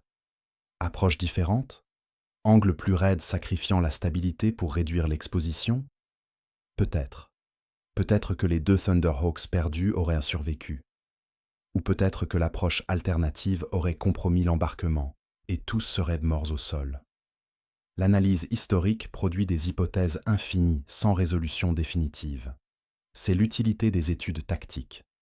Pas d'apprendre ce qui aurait dû être fait, mais d'élargir le répertoire de possibilités considérées. Face à une situation similaire, j'aurai Damnos dans ma base de données cognitive. Je pourrai extrapoler, adapter, éviter les erreurs de Sicarius, ou commettre des erreurs différentes, mais des erreurs informées. Le module contient 47 heures de données supplémentaires. Rapport après action, témoignages de frères survivants, analyse mechanicus de la technologie Nécron récupérée, extrapolation stratégique sur les menaces Nécron futures. Je ne peux pas tout absorber en une session. Personne ne le peut. Je sélectionne le segment suivant. Rapport du frère Ultrasius, seul survivant de l'escouade tactique Hélios. L'hologramme change. Visage d'Ultrasius. Jeune. 63 ans au moment de Damnos. Maintenant décédé, tué pendant la croisade Indomitus. Son témoignage a été enregistré 3 semaines après Damnos. Il parle d'une voix monocorde, dépourvue d'affect. Rapporte les faits, positions, mouvements ennemis, pertes fraternelles. Pas d'émotion, pas de traumatisme apparent. Le conditionnement fonctionne. Il a regardé tous ses frères d'escouade mourir, et il rapporte cela comme des données tactiques. Mais j'entends quelque chose sous la surface. Micro-tremblements vocaux. Pauses fractionnaires inappropriées. Il lutte pour maintenir la neutralité. Le traumatisme existe. Compressé. Scellé. Mais présent. Ultrasius était humain sous l'armure. Il a souffert. Il n'avait simplement pas le langage pour l'exprimer, ou la permission de l'exprimer. Alors, il a continué, mission après mission, jusqu'à sa mort sur un monde dont je ne me souviens plus du nom. J'éteins l'hologramme. Silence soudain quand le projecteur se désactive. Je reste assis, immobile. Le siège de pierre est inconfortable même pour mon squelette renforcé. 2 heures dans cette position. Mes vertèbres protestent. Je les ignore. Inconfort mineur. Insignifiant. Autour de moi, dans les autres cellules, mes frères étudient leur propre campagne. Je les entends vaguement. Murmurent quand ils dictent des notes. Cliquetis de leurs doigts gantés sur les pupitres. Nous étudions parce que nous devons étudier. Parce que chaque bataille jamais combattue contient des leçons que nous devons extraire. Parce que nos vies et celles que nous protégeons dépendent de notre capacité à apprendre de la mort des autres. C'est une façon horrible d'exister, construire sa compétence sur des montagnes de cadavres documentés. Mais c'est la seule façon que nous connaissons. La chambre d'entretien est mon seul espace véritablement privé. 3 mètres carrés, établi en fer scellé dans le mur. Porte sans serrure mais respectée par convention tacite. Aucun frère n'entre dans la chambre d'un autre sans invitation. Tradition non écrite, plus inviolable que les règlements formels. À l'intérieur, mon bolter suspendu verticalement à des crochets adamantium, mes lames de combat alignées sur un râtelier magnétique, mes outils de maintenance rangés dans un coffre métallique marqué de mon numéro de service. Je dépose mon casque, saisis le bolter, modèle marque 2 Cowl, poids 14 kg à vide, longueur 93 cm, capacité 20 obus autopropulsés, calibre .998. Cette arme a tué 347 ennemis confirmés depuis qu'elle m'a été assignée il y a 22 ans. Peut-être plus. Les comptes deviennent flous pendant les engagements prolongés. Je ne tire pas toujours pour tuer, parfois pour supprimer, parfois pour terroriser. Les obus qui manquent en leur cible servent quand même une fonction. Je commence le démontage. Gestes automatiques, gravés dans la mémoire musculaire, après des milliers de répétitions identiques. Libère le chargeur. Vérifie la chambre. Vide. Retire le boulon de culasse. Extrait le bloc de mise à feu. Sépare le canon du récepteur. Chaque pièce posée sur le tissu huilé étalé sur l'établi. Ordre précis. Toujours le même ordre. Variation crée confusion. Confusion crée erreur. Erreur crée dysfonctionnement. Dysfonctionnement crée mort. Le canon d'abord. Inspection visuelle interne. Pointe une lumière concentrée dans le tube. Les rayures hélicoïdales brillent faiblement. Usure minimale. Peut-être 300 000 obus avant remplacement nécessaire. J'ai tiré environ 80 000 depuis le dernier nettoyage approfondi. Résidus de poudre propulsive incrustés dans les rainures. Je saisis la tige de nettoyage. Fixe une brosse en fil adamantium. Trempe dans le solvant sacré. Odeur chimique âcre qui brûle les sinus. Je ne porte pas de masque respiratoire. Mon système pulmonaire filtre les toxines automatiquement. Je passe la tige à travers le canon. Mouvement uniforme. Pression constante. La brosse gratte contre le métal. Détache les accumulations carbonisées. Je répète 37 fois. Nombre prescrit par le rituel de purification des armes selon le Liber Armamentarius. Pas 36. Pas 38.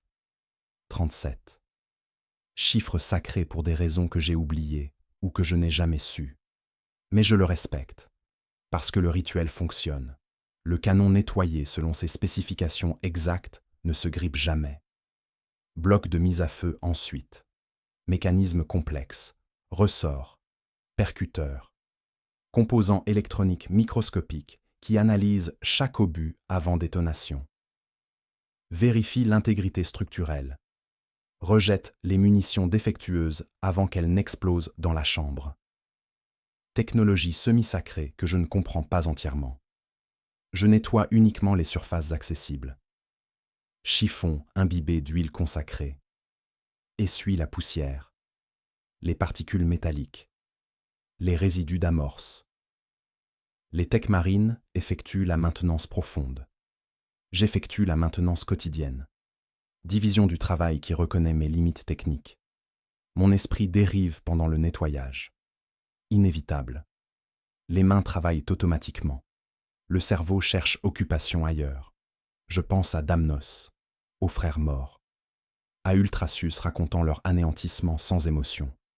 Je me demande s'il nettoyait son bolter quand le traumatisme le rattrapait. Si ses mains continuaient les gestes rituels pendant que son esprit se fragmentait. Probablement. Nous sommes construits pour compartimenter, pour séparer fonction et sentiment.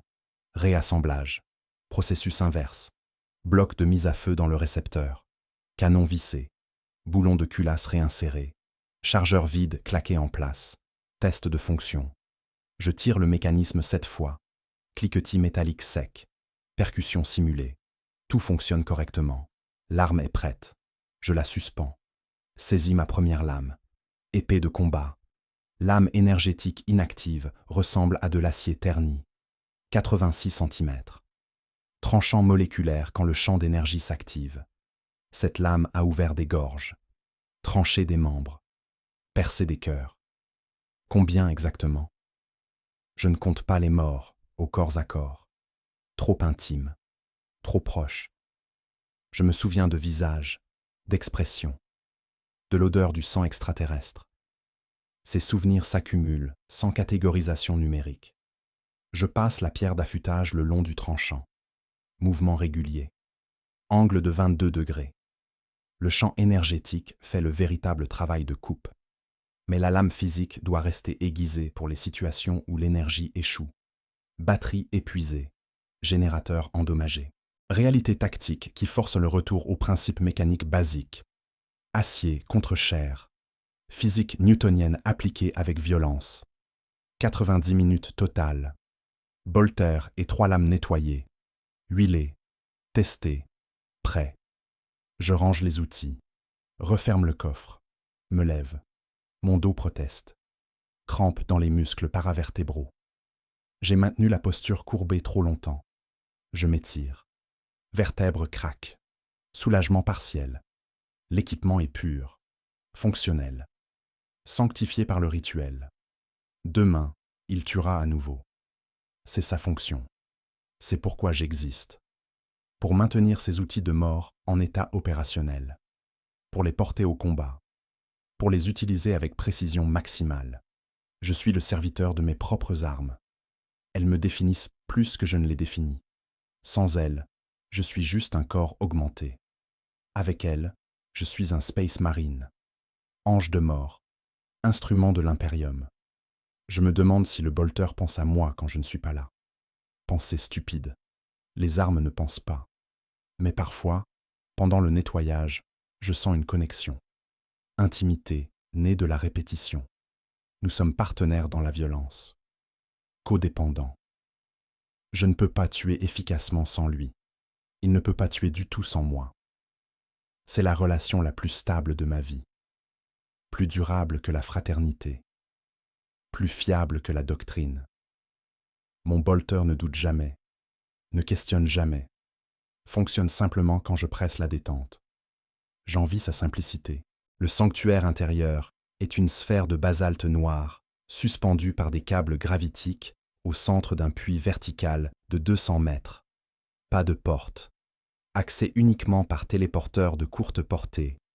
Matérialisation dans l'obscurité totale. Le champ gravitique maintient mon corps en lévitation à 30 cm du sol incurvé. Flottement désagréable. Mon oreille interne proteste contre l'absence de référentiel spatial stable. Je supprime la nausée, par volonté pure. Silence absolu. Isolation phonique parfaite. Je n'entends que ma propre circulation sanguine. Battement cardiaque primaire. Battement secondaire légèrement désynchronisé. Respiration triphasée de mes 3 poumons. Son interne amplifié jusqu'à devenir assourdissant dans le vide acoustique. Mon corps devient son propre univers sonore. Dérangeant. Claustrophobique malgré l'espace vide autour de moi. Commence, ordonne une voix. Chapelain Oreste. Invisible mais présent. Monitoring depuis une chambre d'observation que je ne peux pas localiser. Sa voix arrive de partout simultanément. Désincarné. Je ferme les yeux. Inutile. L'obscurité reste identique. Je récite la litanie du vide mental. Mots en haut gothique que je ne comprends pas sémantiquement. Phonème rituel censé vider l'esprit de pensées parasites. Préparer la conscience pour l'examen spirituel. Je ne crois pas que cela fonctionne réellement, mais je récite quand même. Montre-moi ta foi, dit Oreste. Question piège. Démonstration impossible.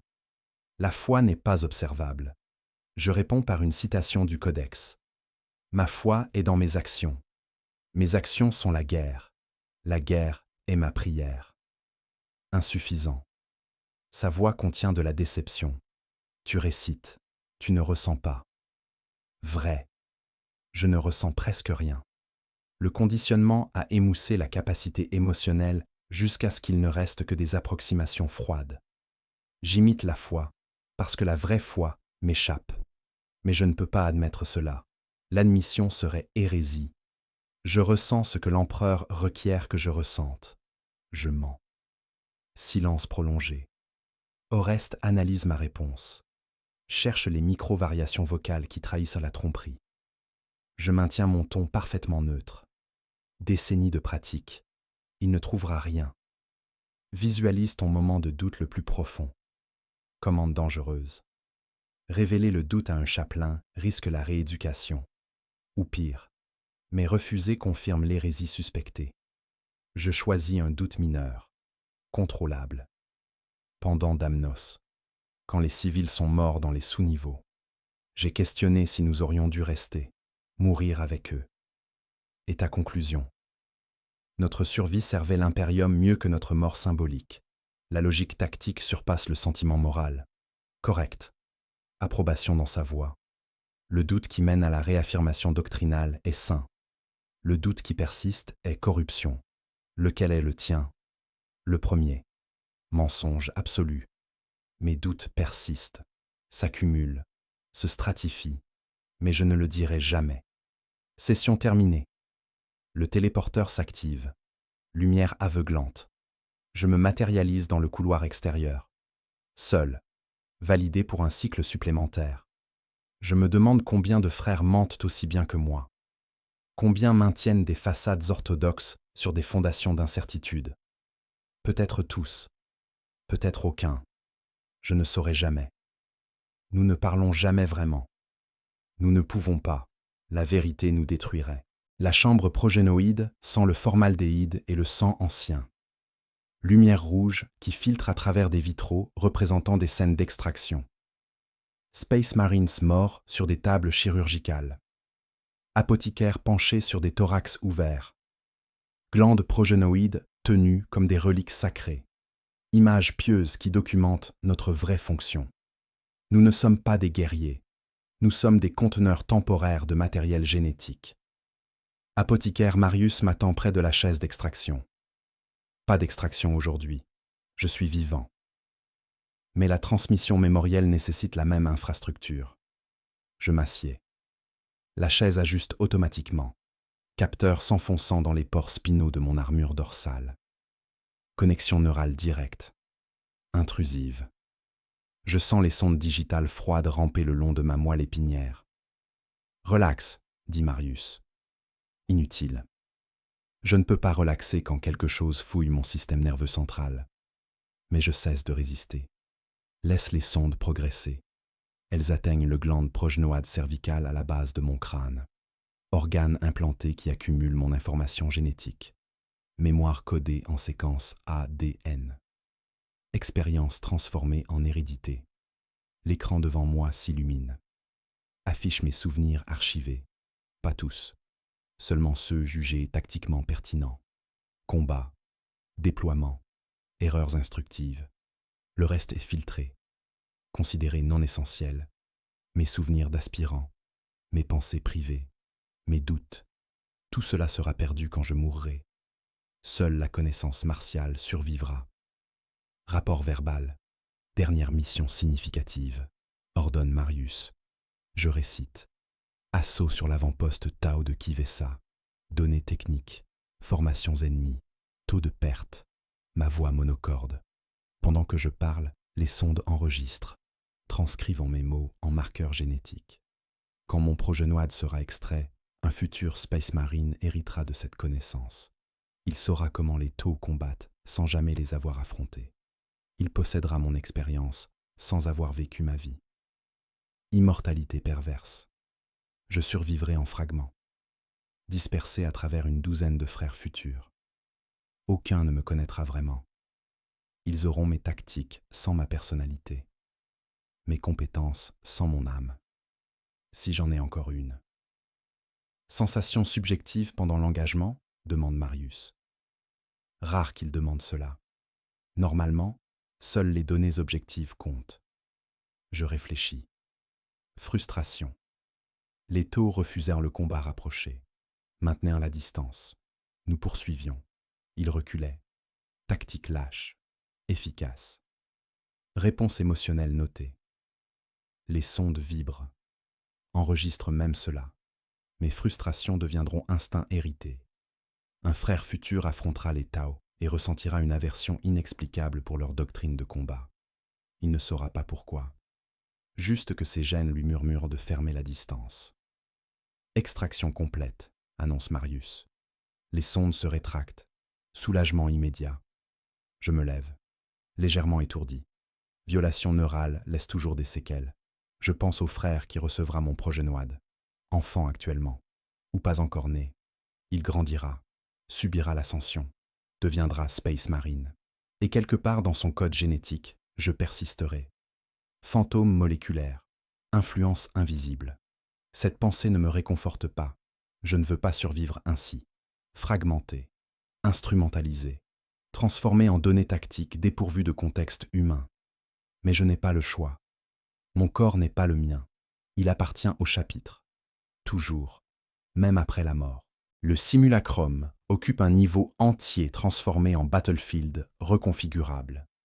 Mur mobile en plastacier. Sol modulaire qui s'élève ou s'abaisse selon les besoins topographiques. Hololithe projetant des ennemis simulés. Silhouettes translucides de tyrannides, orques, hérétiques du chaos.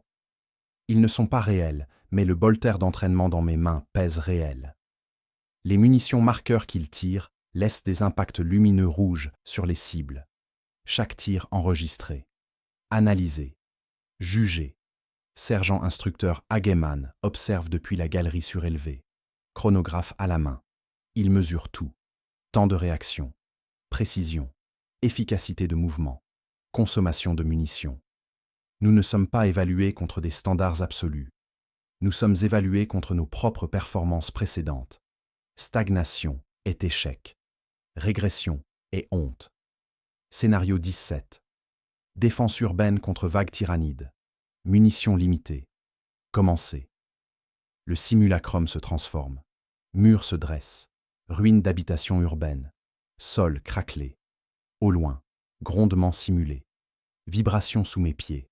Les tyrannides arrivent. Je vois les premiers émerger d'une intersection à 60 mètres. Ormagon. Douzaine. Puis vingtaine. Puis, trop nombreux pour compter rapidement. Je choisis ma position. Angle de bâtiment effondré. Couverture partielle. Champ de tir vers l'intersection. Je m'agenouille. Épaule le bolter. Premier tir. Tête d'Ormagon explose en pixels lumineux. Élimination confirmée. Second tir. Troisième. Quatrième. Rythme contrôlé. Pas de tir automatique. Chaque obus compte. Les créatures chargent. Vitesse horrifiante même en simulation. Leurs griffes claquent contre le sol. Leurs cris percent mes récepteurs audio. Pas réel, mais convaincant. Mon cœur s'accélère malgré la connaissance que c'est simulé. Le corps répond aux stimuli indépendamment de la raison. 15 obus tirés, 11 éliminations, 4 manqués. Ratio inacceptable. Les Ormagons se rapprochent. 30 mètres. Je passe au tir rapide. Sacrifie la précision pour le volume. Les obus marqueurs pulvérisent l'air. Impact sur thorax, jambes, sol. Gaspillage tactique mais nécessaire. 20 mètres. 10. J'abandonne le bolter. Dégaine l'épée d'entraînement. Lame inactive mais lourde. Premier Ormagon me percute. Je pivote. Tranche. Capteur sur la lame détecte l'impact létal simulé. La créature se dissipe. Deuxième. Troisième. Combat rapproché chaotique. Aucune élégance. Survie brute. Mes muscles brûlent. Accumulation d'acide lactique même dans ce corps augmenté. Arrêt. Voix d'Ageman. Le simulacrum se fige. Les tyrannides restants se dissolvent. Je reste debout. Respiration lourde. Sueur sur mon front. La simulation était courte. 3 minutes peut-être. Épuisement disproportionné. Ageman descend. Consulte son ardoise de données. Munitions épuisées prématurément. Transition lame retardée de 4 secondes. Positionnement initial suboptimal. Il lève les yeux. Tu as survécu. Mais survie n'est pas excellence. Recommence. Les murs se réinitialisent. Mon bolter se recharge automatiquement. Les tyrannides réapparaissent. Même scénario. Même erreur potentielle. Je dois faire mieux. Toujours mieux. Je recommence. Échoue différemment. Recommence. Échoue encore. 5e fois. J'améliore légèrement. Ageman hoche. Progrès marginal. Acceptable. Je quitte le simulacrum épuisé. 4 heures de répétition. Corps fonctionnel. Esprit engourdi. Demain, autre scénario. Autres échecs. Autres améliorations microscopiques. Perfection impossible. Poursuite infinie. C'est notre existence. Asymptote vers un idéal que nous n'atteindrons jamais. Mais nous poursuivons quand même. Parce qu'arrêter signifierait admettre nos limites. Et les limites sont inacceptables pour ceux qui prétendent être des anges. La Bibliotheca Guilliman est silencieuse comme un tombeau. Appropriée. Elle en est un. Tombeau de doctrine. Les étagères montent jusqu'à des plafonds invisibles dans l'obscurité supérieure. Chaque volume relié en cuir humain tanné. Pas métaphorique. Cuir prélevé sur des martyrs du chapitre qui ont demandé cette continuation. Leur peau préserve la sagesse de Robut Guilliman. Symbiose macabre entre chair morte et mots vivants. Je me tiens devant le volume Tactico Supremus. Édition originale. 42 000 pages. Encre qui brille faiblement dans la pénombre, imprégnée de particules luminescentes. Je ne lis pas le texte. Je le récite de mémoire. Exercice obligatoire. Chaque Space Marine ultramarine doit mémoriser des sections assignées. Les miennes, chapitres 81 à 87. Doctrine de combat en environnement urbain. Article 81, verset 3, je commence. Dans la ruine, chaque angle cache la mort. Le Space Marine avance avec la certitude que l'ennemi occupe chaque position non vérifiée. Présomption d'hostilité universelle garantit la vigilance nécessaire. Ma voix résonne contre les étagères. Aucun autre frère présent. Je suis seul avec les mots du primarque. Il ne me réconforte pas. Guilliman était brillant, stratège sans égal. Mais il était aussi humain, faillible. Le codex contient des contradictions que nous ignorons par nécessité. Verset 12 du chapitre 82 recommande la mobilité maximale. Verset 19 recommande position fortifiée. Les deux ne peuvent pas être optimaux simultanément. Mais nous ne questionnons pas. Nous interprétons. Trouvons des nuances qui réconcilient l'inconciliable. Article 83, verset 7. Je continue. L'ennemi fortifié dans des structures civiles utilise les innocents comme boucliers. Le Space Marine évalue coût tactique de préserver les civils versus avantage stratégique de leur sacrifice. Guilliman ne précise pas la formule de calcul, ne donne pas de seuil numérique. Combien de civils égale un objectif stratégique? 10, 1000, millions. Je m'arrête. Pensée dangereuse. Le codex ne quantifie pas parce que chaque situation diffère. Nous devons juger. Porter le poids moral de ces décisions. C'est notre fardeau. Guilliman nous a donné les principes, pas les réponses. Je reprends. Article 85, verset 11. La retraite n'est pas déshonneur quand elle préserve les forces pour victoire future. Contradicte avec l'éthos général de tenir jusqu'à la mort. Mais Guilliman était pragmatique. Il comprenait que mourir stupidement ne sert personne. 3 heures de récitation. Ma gorge est sèche, ma voix s'érode. Mais je termine les 7 chapitres. Chaque verset prononcé correctement. Aucune erreur mémorielle.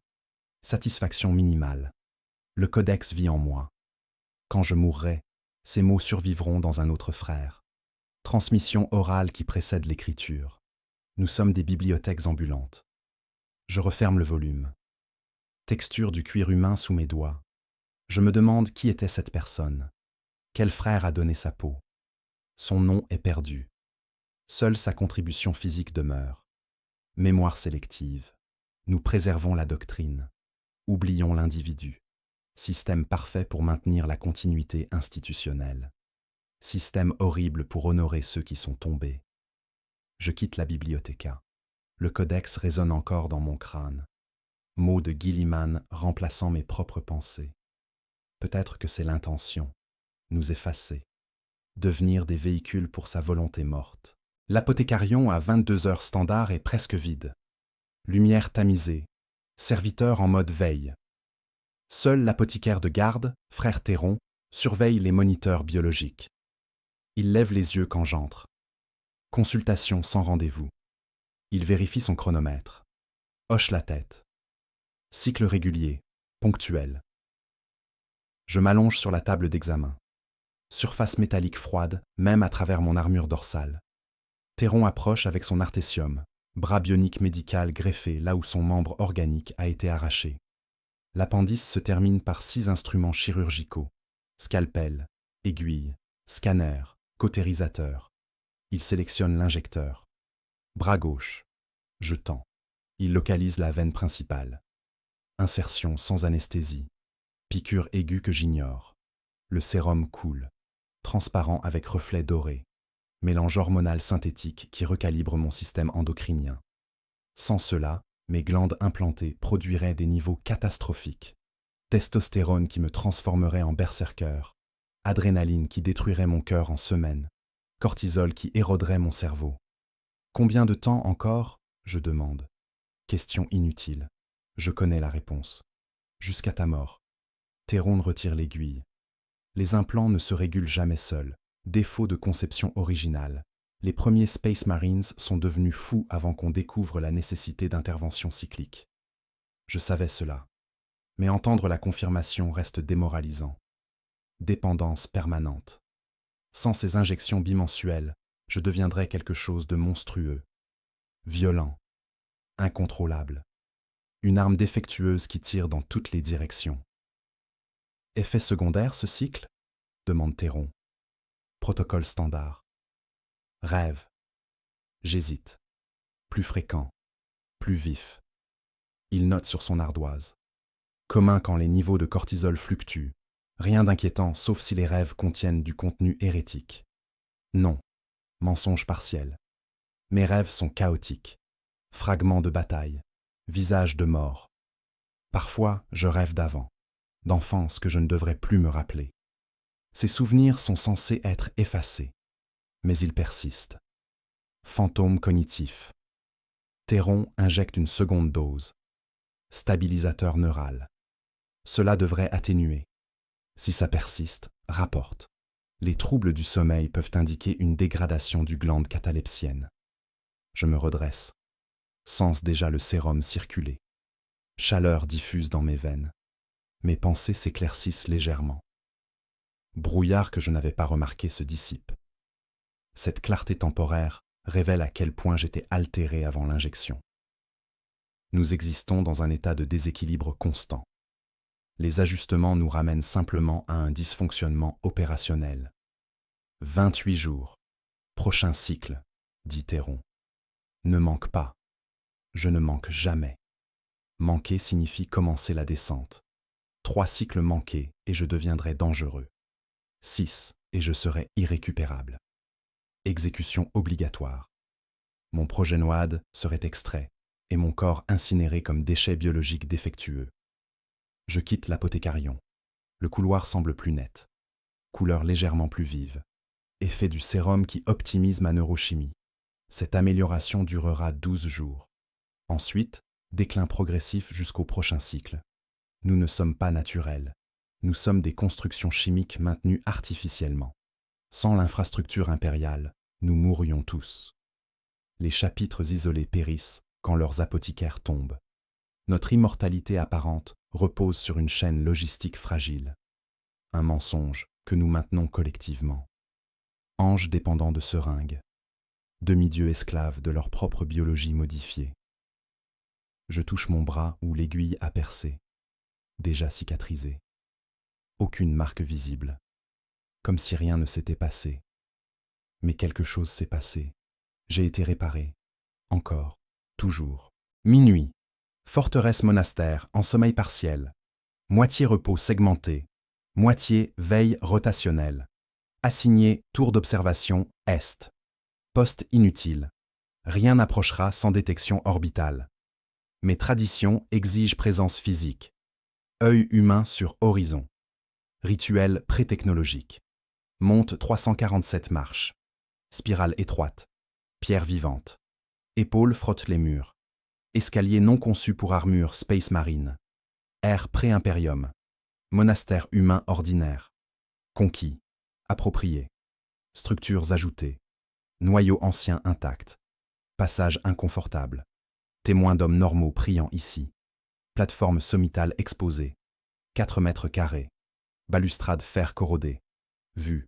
Montagne de macrage. Lumière stellaire. Seul. Veille solitaire. M'approche du bord.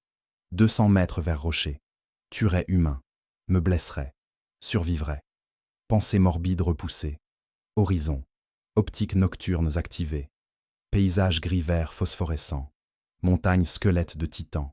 Vallées obscures impénétrables. Silence absolu. Vent contre armure. Moment préféré. Seul. Sans surveillance. Aucune récitation attendue.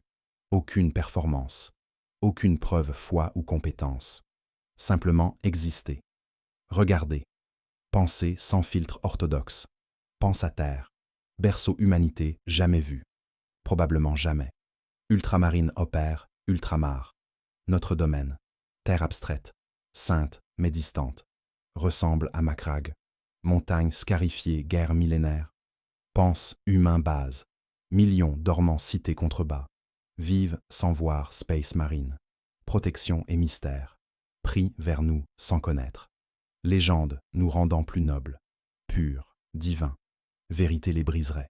Savoir que je suis épuisé, doutant, chimiquement dépendant, psychologiquement fragmenté, ange défectueux tenant à peine. Mais tiens quand même, suffisant. Seule chose comptant, pas perfection. Persistance. Aube approche. Gris pâle oriental. Cycle recommencera. Réveil neurochimique, diagnostic, catéchisme, entraînement, maintenance, routine infinie. Reste jusqu'à dernière minute. Soleil levé, lumière dorée, pic. Beauté objective reconnue sans ressentir. Capacité perdue. Appréciée. Émerveillé. Chronomètre 4 heures. Veille terminée. Descend. Retour machine collective. Retour vers ce que devrait être. Mes 6 heures presque moi-même. Plus que plupart obtiennent.